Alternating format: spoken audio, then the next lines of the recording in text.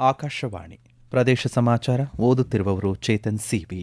ಮುಖ್ಯಾಂಶಗಳು: ಸಾರಿಗೆ ನೌಕರರ ಅನಿರ್ದಿಷ್ಟಾವಧಿ ಮುಷ್ಕರಕ್ಕೆ 1 ದಿನದ ಮಟ್ಟಿಗೆ ಹೈಕೋರ್ಟ್ ತಡೆ. ಸಾರಿಗೆ ನೌಕರರ ಎಲ್ಲ ಅಹವಾಲುಗಳನ್ನು ಮಾತುಕತೆ ಮೂಲಕ ಬಗೆಹರಿಸಲು ಸರ್ಕಾರ ಸಿದ್ಧ. ಮುಖ್ಯಮಂತ್ರಿ. ಶಿಬು ಸೊರೇನ್ ನಿಧನ ಹಿನ್ನೆಲೆ ಬೆಂಗಳೂರಿನಲ್ಲಿ ನಡೆಯಬೇಕಿದ್ದ ರಾಹುಲ್ ಗಾಂಧಿ ನೇತೃತ್ವದ ಪ್ರತಿಭಟನೆ ಇದೇ 8ಕ್ಕೆ ಮುಂದೂಡಿಕೆ. ಮಾವುತರು, ಕಾವಾಡಿ ಹಾಗೂ ಅರಣ್ಯ ಸಿಬ್ಬಂದಿಗೆ ಅರ್ಜುನ ಆನೆ ಹೆಸರಿನಲ್ಲಿ ಪ್ರಶಸ್ತಿ. ವಾರ್ತೆಗಳ ವಿವರ. ವೇತನ ಪರಿಷ್ಕರಣೆ ಸೇರಿ ವಿವಿಧ ಬೇಡಿಕೆಗಳಿಗೆ ಆಗ್ರಹಿಸಿ ನಾಳೆಯಿಂದ ರಾಜ್ಯದಾದ್ಯಂತ ಸಾರಿಗೆ ನೌಕರರು ಕರೆಕೊಟ್ಟಿದ್ದಂತಹ ಅನಿರ್ದಿಷ್ಟಾವಧಿ ಮುಷ್ಕರಕ್ಕೆ ನಾಳೆ 1 ದಿನದ ಮಟ್ಟಿಗೆ ಮುಷ್ಕರ ನಡೆಸದಂತೆ ಕರ್ನಾಟಕ ಹೈಕೋರ್ಟ್ ಸಾರಿಗೆ ನೌಕರರಿಗೆ ಆದೇಶಿಸಿದೆ. ನಾಳಿನ ಮುಷ್ಕರ ಸಂಬಂಧ ಹೈಕೋರ್ಟ್ನಲ್ಲಿ ಪಿಐಎಲ್ ಹಾಕಲಾಗಿತ್ತು. ಇಂದು ಅರ್ಜಿಯ ವಿಚಾರಣೆ ನಡೆಸಿದ ಹೈಕೋರ್ಟ್ ನಾಳೆ ಮುಷ್ಕರ ನಡೆಸದಂತೆ ಆದೇಶಿಸಿದ್ದು, ವಿಚಾರಣೆಯನ್ನು ನಾಳೆಗೆ ಮುಂದೂಡಿದೆ. ಮುಷ್ಕರ ನಡೆದರೆ ಜನಸಾಮಾನ್ಯರಿಗೆ ತೊಂದರೆಯಾಗುತ್ತದೆ ಎಂದು ಹೇಳಿರುವ ಹೈಕೋರ್ಟ್ ಸರ್ಕಾರ ಸಾರಿಗೆ ನಿಗಮಗಳಿಗೆ ನೋಟಿಸ್ ನೀಡಿದೆ. ಸಾರಿಗೆ ನೌಕರರ ಸಂಘದ ಚುನಾವಣೆ ನಡೆಸುವ ಕುರಿತು ಪರಿಶೀಲನೆ ನಡೆಸಲಾಗುವುದು. ಎಲ್ಲ ಅಹವಾಲುಗಳನ್ನು ಮಾತುಕತೆ ಮೂಲಕ ಬಗೆಹರಿಸಲು ಸರ್ಕಾರ ಸಿದ್ಧವಿದೆ ಎಂದು ಮುಖ್ಯಮಂತ್ರಿ ಸಿದ್ದರಾಮಯ್ಯ ತಿಳಿಸಿದ್ದಾರೆ. ಅವರು ಇಂದು ವಿಧಾನಸೌಧದ ಸಭಾಂಗಣದಲ್ಲಿ ಕರ್ನಾಟಕ ರಾಜ್ಯ ರಸ್ತೆ ಸಾರಿಗೆ ನಿಗಮಗಳ ವಿವಿಧ ಕಾರ್ಮಿಕ ಸಂಘಟನೆಗಳೊಂದಿಗೆ ಸಭೆ ನಡೆಸಿದ ನಂತರ ಮಾತನಾಡಿ, ವೇತನ ಪರಿಷ್ಕರಣೆ ಕುರಿತಾಗಿ ಶ್ರೀನಿವಾಸ ಮೂರ್ತಿ ಅವರ ಅಧ್ಯಕ್ಷತೆಯಲ್ಲಿ ರಚಿಸಲಾಗಿದ್ದ ಸಮಿತಿಯ ಶಿಫಾರಸುಗಳು ಆಧಾರದಲ್ಲಿ 2023ರಿಂದ ಜಾರಿಗೆ ಬರುವಂತೆ ಅಂದಿನ ಸರ್ಕಾರ ಅಧಿಸೂಚನೆ ಸಹ ಹೊರಡಿಸಿತ್ತು. ಆದರೆ ಈಗ 38 ತಿಂಗಳ ಬಾಕಿ ವೇತನ ಪಾವತಿಗೆ ಬೇಡಿಕೆ ಈಡೇರಿಸುವುದು ಸಮಂಜಸವಲ್ಲ ಎಂದು ಹೇಳಿದ್ದಾರೆ. ಸಾರಿಗೆ ನಿಗಮದ ವಿವಿಧ ಸಂಘಟನೆಗಳ ಪ್ರತಿನಿಧಿಗಳೊಂದಿಗೆ ಈಗಾಗಲೇ ಕೆಲವು ಸುತ್ತಿನ ಸಭೆಯನ್ನು ನಡೆಸಲಾಗಿದೆ. ಪರಸ್ಪರ ಮಾತುಕತೆ ಮೂಲಕ ಸಮಸ್ಯೆಗಳನ್ನು ಬಗೆಹರಿಸಲು ಸಾಧ್ಯವಿದೆ. ನಾಳೆ ಕರೆ ನೀಡಿರುವ ಚಳವಳಿಯನ್ನು ವಾಪಸ್ಸು ಪಡೆಯುವಂತೆ ಮುಖ್ಯಮಂತ್ರಿ ಅವರು ಮನವಿ ಮಾಡಿದರು. ಸಾರಿಗೆ ಸಚಿವ ರಾಮಲಿಂಗಾರೆಡ್ಡಿ, ಮುಖ್ಯಮಂತ್ರಿ ಅವರ ರಾಜಕೀಯ ಕಾರ್ಯದರ್ಶಿ ನಸೀರ್ ಅಹ್ಮದ್, ಸರ್ಕಾರದ ಮುಖ್ಯ ಕಾರ್ಯದರ್ಶಿ ಶಾಲಿನಿ ರಜನೀಸ್, ಕೆಎಸ್ಆರ್ಟಿಸಿ ಅಧ್ಯಕ್ಷ ಎಸ್ಆರ್ ಶ್ರೀನಿವಾಸ್, ವಾಯುವ್ಯ ಕರ್ನಾಟಕ ಸಾರಿಗೆ ಸಂಸ್ಥೆ ಅಧ್ಯಕ್ಷ ರಾಜು ಕಾಗೆ, ಸಂಘಟನೆಗಳ ಮುಖಂಡರು ಭಾಗಿಯಾಗಿದ್ದರು.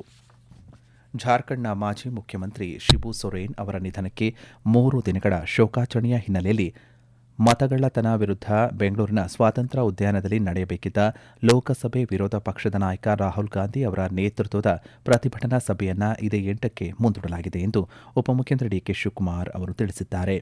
ಸ್ವಾತಂತ್ರ್ಯ ಉದ್ಯಾನದಲ್ಲಿ ಮಾಧ್ಯಮಗಳನ್ನು ಉದ್ದೇಶಿಸಿ ಇಂದು ಮಾತನಾಡಿದ ಅವರು, ಶಿಬು ಸೊರೇನ್ ಬುಡಕಟ್ಟು ಸಮುದಾಯದ ಹಿರಿಯ ನಾಯಕರು, ಕಾಂಗ್ರೆಸ್ ಪಕ್ಷದ ಬಹುಕಾಲದ ಮೈತ್ರಿಯ ನಾಯಕರು. ಅವರಿಗೆ ಗೌರವ ನಮನ ಸಲ್ಲಿಸುವುದು ನಮ್ಮ ಕರ್ತವ್ಯವಾಗಿದೆ. ಎಐಸಿಸಿ ಅಧ್ಯಕ್ಷರಾದ ಮಲ್ಲಿಕಾರ್ಜುನ ಖರ್ಗೆ, ರಾಹುಲ್ ಗಾಂಧಿ ಅವರು ಶಿಬು ಸೊರೇನ್ ಅವರಿಗೆ ಗೌರವವನ್ನು ಸಲ್ಲಿಸಬೇಕು. ಅವರ ಅಂತ್ಯಕ್ರಿಯೆ ನಾಳೆ ಮಧ್ಯಾಹ್ನ 3 ಗಂಟೆಗೆ ನಡೆಯಲಿರುವ ಹಿನ್ನೆಲೆಯಲ್ಲಿ ಈ ಕಾರ್ಯಕ್ರಮವನ್ನು ಆತುರದಲ್ಲಿ ಮಾಡುವುದು ಬೇಡ ಎಂಬ ಕಾರಣಕ್ಕೆ ಈ ತೀರ್ಮಾನಕ್ಕೆ ಬರಲಾಗಿದೆ. ಶೋಕಾಚರಣೆ ಆಚರಿಸುವ ದಿನ ದೇಶಕ್ಕೆ ಒಂದು ಸಂದೇಶ ನೀಡುವ ಕಾರ್ಯಕ್ರಮ ಬೇಡ ಎಂದು ನಿರ್ಧಾರ ತೆಗೆದುಕೊಳ್ಳಲಾಗಿದೆ. ಈ ವಿಚಾರವಾಗಿ ನಾಯಕರ ಜೊತೆ ಚರ್ಚಿಸಿ ಈ ತೀರ್ಮಾನವನ್ನು ಕೈಗೊಳ್ಳಲಾಗಿದೆ ಎಂದು ಅವರು ತಿಳಿಸಿದ್ದಾರೆ. ಆನೆ ಸೆರೆ ಕಾರ್ಯಾಚರಣೆ, ಆನೆಗಳನ್ನು ಪಳಗಿಸುವುದು ಮತ್ತು ಯಶಸ್ವಿಯಾಗಿ ವನ್ಯಜೀವಿ ಸೆರೆ ಕಾರ್ಯಾಚರಣೆಯಲ್ಲಿ ಪಾಲ್ಗೊಂಡು ಉತ್ತಮ ಕಾರ್ಯ ಮಾಡಿದಂತಹ ಮಾವುತರು, ಕಾವಾಡಿ ಹಾಗೂ ಅರಣ್ಯ ಸಿಬ್ಬಂದಿಗೆ ಇನ್ನು ಮುಂದೆ ಅರ್ಜುನ ಆನೆ ಹೆಸರಿನಲ್ಲಿ ಪ್ರಶಸ್ತಿ ನೀಡಲಾಗುವುದು ಎಂದು ಅರಣ್ಯ, ಜೀವಿಶಾಸ್ತ್ರ ಮತ್ತು ಪರಿಸರ ಸಚಿವ ಈಶ್ವರ ಬಿ ಖಂಡ್ರೆ ಹೇಳಿದ್ದಾರೆ.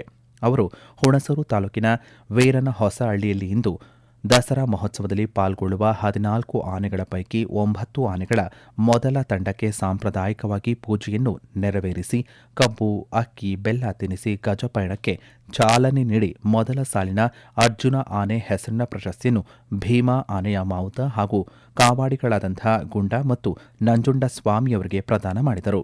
ನಂತರ ಮಾತನಾಡಿದ ಅವರು, ಪ್ರಕೃತಿ ಪರಿಸರದ ಸಮತೋಲನಕ್ಕೆ ವನ್ಯಜೀವಿಗಳು ಅವಶ್ಯಕವಾಗಿದ್ದು ಅವುಗಳ ರಕ್ಷಣೆಗೆ ನಾವೆಲ್ಲರೂ ಕಟಿಬದ್ಧರಾಗಬೇಕು ಎಂದು ಹೇಳಿದರು.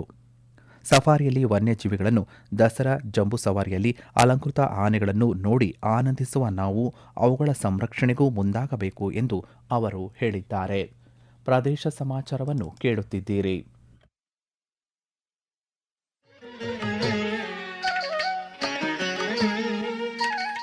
ಸತ್ಯ ಮತ್ತು ವಿಶ್ವಾಸಾರ್ಹ ಸುದ್ದಿಗಾಗಿ ಕೇಳಿ ಆಕಾಶವಾಣಿ ವಾರ್ತೆ.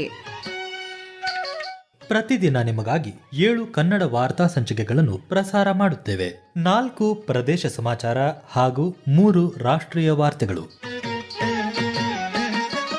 ಪ್ರಾದೇಶಿಕ ಸುದ್ದಿ ವಿಭಾಗದಿಂದ ಪ್ರತಿದಿನ ಬೆಳಿಗ್ಗೆ 7:05, 7:35, ಮಧ್ಯಾಹ್ನ 12, 1:10, 2:30, ಸಂಜೆ 6:40 ಹಾಗೂ ರಾತ್ರಿ 7:35ಕ್ಕೆ ವಾರ್ತಾ ಪ್ರಸಾರವನ್ನು ಆಲಿಸಬಹುದು. ಈ ವಾರ್ತೆಗಳನ್ನು ಮೊಬೈಲ್ನಲ್ಲಿ ನಿಮ್ಮ ಬಿಡುವಿನ ಸಮಯದಲ್ಲಿ ಆಲಿಸಲು news on air app download ಮಾಡಿ. ಈ ಆಪ್ ಮೂಲಕ ಕನ್ನಡ ಮಾತ್ರವಲ್ಲದೆ ವಿವಿಧ ರಾಜ್ಯಗಳ ಸುದ್ದಿ ಸಮಾಚಾರವನ್ನು ಸಹ ಕೇಳಬಹುದು. ನೈಜ ನಿಖರ ಸುದ್ದಿಗಳಿಗಾಗಿ ರೇಡಿಯೋ ಆನ್ ಮಾಡಿ ಅಥವಾ news on air app download ಮಾಡಿ.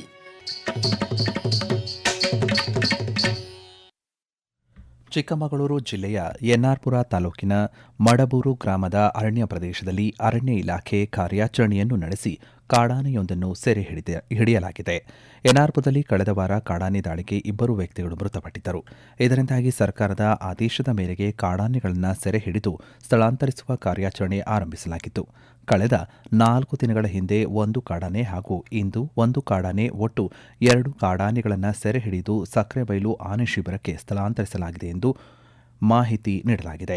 ಈ ಕಾರ್ಯಾಚರಣೆಗೆ 4 ಕುಮ್ಮಿ ಆನೆಗಳನ್ನು ಬಳಸಿಕೊಳ್ಳಲಾಗಿದೆ ಎಂದು ಅರಣ್ಯ ಇಲಾಖೆ ಅಧಿಕಾರಿಗಳು ತಿಳಿಸಿದ್ದಾರೆ. ಕೃಷ್ಣರಾಜ ಸಾಗರ ಜಲಾಶಯಕ್ಕೆ ಸಿದ್ದರಾಮಯ್ಯ ನೇತೃತ್ವದ ಕಾಂಗ್ರೆಸ್ ಸರ್ಕಾರ ಟಿಪ್ಪು ಸುಲ್ತಾನ್ ಸಾಗರ ಎಂದು ಹೆಸರಿಡಲು ಹುನ್ನಾರವನ್ನು ನಡೆಸಿದ್ದು, ಇದಕ್ಕೆ ಪೀಠಿಕೆಯಾಗಿ ಸಚಿವ ಎಚ್.ಸಿ. ಮಹದೇವಪ್ಪ ಡ್ಯಾಂ ನಿರ್ಮಾಣಕ್ಕೆ ಟಿಪ್ಪು ಸುಲ್ತಾನ್ ಅಡಿಗಲ್ಲು ಹಾಕಿದ್ದರು ಎಂದು ಹೇಳಿದ್ದಾರೆ ಎಂದು ವಿಧಾನಸಭೆ ವಿರೋಧ ಪಕ್ಷದ ನಾಯಕ ಆರ್. ಅಶೋಕ ಮಂಡ್ಯದಲ್ಲಿಂದು ಆರೋಪಿಸಿದ್ದಾರೆ. ನಾಲ್ವಡಿ ಕೃಷ್ಣರಾಜ ಒಡೆಯರ್ ಅವರು ಮದ್ರಾಸ್ ಸರ್ಕಾರದ ಒಪ್ಪಿಗೆಯನ್ನು ಪಡೆದು ಡ್ಯಾಂ ನಿರ್ಮಾಣ ಮಾಡಲು ಮುಂದಾದರು. ಮದ್ರಾಸ್ ಸರ್ಕಾರ ಕೇವಲ 80 ಅಡಿಗೆ ಮಾತ್ರ ಅನುಮತಿ ನೀಡಿತ್ತು. ಆದರೆ ಮಹಾರಾಜರು ಸ್ವಂತ ವಿವೇಚನೆ ಬಳಸಿ 124 ಅಡಿ ಎತ್ತರದ ಡ್ಯಾಂ ನಿರ್ಮಾಣ ಮಾಡಿದರು. 2,25,00,000 ರೂಪಾಯಿ ವೆಚ್ಚದಲ್ಲಿ ಪ್ರಾರಂಭಿಕವಾಗಿ ನಿರ್ಮಾಣ ಮಾಡಲು ಹೊರಟಂತಹ ಸಂದರ್ಭದಲ್ಲಿ ಹಣಕಾಸು ಸಮಸ್ಯೆಯಿಂದ ಅರಮನೆಯಲ್ಲಿ ಇದ್ದಂತಹ ತಮ್ಮ ಕುಟುಂಬದವರ ಒಡವೆಗಳನ್ನು ಬಾಂಬೆಯಲ್ಲಿ ಮಾರಾಟ ಮಾಡಿ ಡ್ಯಾಂ ಕಟ್ಟಿದ್ದು ಎಲ್ಲರಿಗೂ ಗೊತ್ತಿರುವ ಇತಿಹಾಸ ಎಂದು ತಿಳಿಸಿದ್ದಾರೆ. ಕಾಂಗ್ರೆಸ್ ಸರ್ಕಾರ, ಸಿದ್ದರಾಮಯ್ಯನವರ ಸರ್ಕಾರ ಟಿಪ್ಪು ಸುಲ್ತಾನ್ ಸಾಗರ ಅಂತ ಮರುನಾಮಕರಣ ಮಾಡುವಂತ ಹುನ್ನಾರದ ಪೀಠಿಕೆಯನ್ನ ಮಹದೇವಪ್ಪನವರು ಹಾಕಿದ್ದಾರೆ. ಟಿಪ್ಪು ಅಂತ ಹೇಳಿದ್ರೆ ಕಾಂಗ್ರೆಸ್ ಪಾರ್ಟಿಗೆ ಮತ್ತು ಅದರಲ್ಲೂ ಸಿದ್ದರಾಮಯ್ಯನವರಿಗೆ ಅಪಾರ ಪ್ರೀತಿ ಪ್ರೇಮ ಯಾಕೋ ಗೊತ್ತಿಲ್ಲ.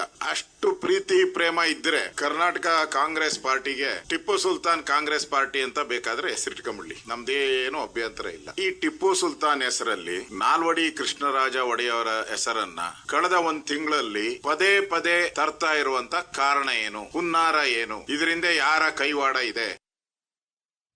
ಬೆಂಗಳೂರು ನಗರ ವಿಶ್ವವಿದ್ಯಾಲಯದ ಫ್ಯಾಷನ್ ಮತ್ತು ಉಡುಪು ವಿನ್ಯಾಸ ವಿಭಾಗದ ಅಂತಿಮ ವರ್ಷದ ವಿದ್ಯಾರ್ಥಿಗಳು ಪ್ರಸ್ತುತಪಡಿಸಿದಂತಹ ವಿನ್ಯಾಸ ವೈಭವ 2 ಫ್ಯಾಷನ್ ಶೋ ನೆರೆದಿದ್ದ ಪ್ರೇಕ್ಷಕರ ಮನಸೂರೆಗೊಂಡು ಮೆಚ್ಚುಗೆಗೆ ಪಾತ್ರವಾಯಿತು. ಸೆಂಟ್ರಲ್ ಕಾಲೇಜಿನ ಆವರಣದಲ್ಲಿರುವಂತಹ ಜ್ಞಾನ ಜ್ಯೋತಿ ಸಭಾಂಗಣದಲ್ಲಿ ಒಟ್ಟು 12 ತಂಡಗಳ 64 ವಿದ್ಯಾರ್ಥಿಗಳು ವಿವಿಧ ಪರಿಕಲ್ಪನೆಗಳನ್ನು ಆಧರಿಸಿದ ವರ್ಣರಂಜಿತ ಉಡುಪು ವಿನ್ಯಾಸ ಪ್ರದರ್ಶಿಸುತ್ತಾ ಆಕರ್ಷಕ ಹಾವಭಾವಗಳ ಬಿಂಕದ ನಡಿಗೆಯ ಮೂಲಕ ಸಭಿಕರನ್ನ ಬೆರಗುಗೊಳಿಸಿದರು. ಅಲ್ಪಸಂಖ್ಯಾತರ ಆರ್ಥಿಕ ಮತ್ತು ಭೌತಿಕ ಪ್ರಗತಿಯನ್ನು ಸಾಧಿಸಲು ವಿವಿಧ ಇಲಾಖೆಗಳಲ್ಲಿ ಸರ್ಕಾರದಿಂದ ನೀಡಲಾಗುತ್ತಿರುವಂತಹ ಯೋಜನೆಗಳನ್ನು ಸಮರ್ಪಕವಾಗಿ ಅನುಷ್ಠಾನಗೊಳಿಸುವಂತೆ ಜಿಲ್ಲಾಧಿಕಾರಿ ಎಂಎಸ್ ದಿವಾಕರ್ ಅಧಿಕಾರಿಗಳಿಗೆ ಸೂಚನೆಯನ್ನು ನೀಡಿದ್ದಾರೆ. ನಗರದ ಜಿಲ್ಲಾಧಿಕಾರಿ ಕಚೇರಿಯ ಸಭಾಂಗಣದಲ್ಲಿ ಏರ್ಪಡಿಸಿದ್ದ ಜಿಲ್ಲಾ ಮಟ್ಟದ ಪ್ರಧಾನಮಂತ್ರಿಗಳ ಹೊಸ 15 ಅಂಶಗಳ ಕಾರ್ಯಕ್ರಮದ ಪ್ರಗತಿ ಪರಿಶೀಲನಾ ಸಭೆಯ ಅಧ್ಯಕ್ಷತೆಯನ್ನು ವಹಿಸಿ ಅವರು ಮಾತನಾಡಿದರು.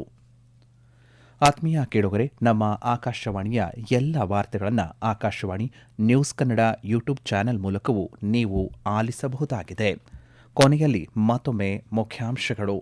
ಸಾರಿಗೆ ನೌಕರರ ಅನಿರ್ದಿಷ್ಟಾವಧಿ ಮುಷ್ಕರಕ್ಕೆ 1 ದಿನದ ಮಟ್ಟಿಗೆ ಹೈಕೋರ್ಟ್ ತಡೆ. ಸಾರಿಗೆ ನೌಕರರ ಎಲ್ಲ ಅಹವಾಲುಗಳನ್ನು ಮಾತುಕತೆ ಮೂಲಕ ಬಗೆಹರಿಸಲು ಸರ್ಕಾರ ಸಿದ್ಧ. ಮುಖ್ಯಮಂತ್ರಿ. ಶಿಬು ಸೊರೇನ್ ನಿಧನ ಹಿನ್ನೆಲೆ ಬೆಂಗಳೂರಿನಲ್ಲಿ ನಡೆಯಬೇಕಿದ್ದ ರಾಹುಲ್ ಗಾಂಧಿ ನೇತೃತ್ವದ ಪ್ರತಿಭಟನೆ ಇದೇ 8ಕ್ಕೆ ಮುಂದೂಡಿಕೆ. ಮಾವುತರು, ಕಾವಾಡಿ ಹಾಗೂ ಅರಣ್ಯ ಸಿಬ್ಬಂದಿಗೆ ಅರ್ಜುನ ಆನೆ ಹೆಸರಿನಲ್ಲಿ ಪ್ರಶಸ್ತಿ. ಇಲ್ಲಿಗೆ ಪ್ರದೇಶ ಸಮಾಚಾರ ಮುಕ್ತಾಯವಾಯಿತು. ನಮ್ಮ ಮುಂದಿನ ವಾರ್ತಾ ಪ್ರಸಾರ 7:35 ನಿಮಿಷಕ್ಕೆ.